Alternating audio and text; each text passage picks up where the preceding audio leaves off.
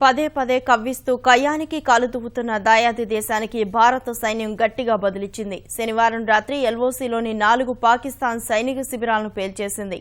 ప్రాణనష్టం భారీగానే ఉంటుందని సమాచారం. దీపావళి సందర్భంగా ఆ దేశానికి ఎలాంటి కానుకలు ఇవ్వబోమని ప్రకటించిన సైన్యం వారి నుంచి ఏమీ తీసుకోబోమని స్పష్టం చేసింది.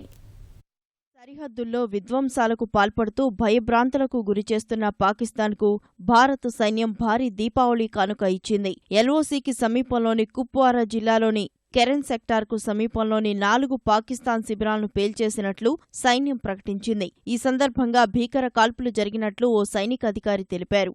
ఈ ఘటనలో మృతుల సంఖ్య భారీగానే ఉంటుందని ఆయన పేర్కొన్నారు. శనివారం ఉదయం నుంచి పాకిస్తాన్ జరుపుతున్న కవ్వింపు చర్యలకు సమాధానంగానే ప్రతిచర్యకు దిగాల్సి వచ్చింది. పాక్ దురాఘాతానికి ఓ బీఎస్ఎఫ్ జవాన్, మరో స్థానిక మహిళ గాయపడ్డారు. ఈ సెక్టార్తో పాటు కతువా, ఆర్ఎస్పురా సరిహద్దుల్లోనూ పాకిస్తాన్ పలుమార్లు కాల్పులు జరిపింది.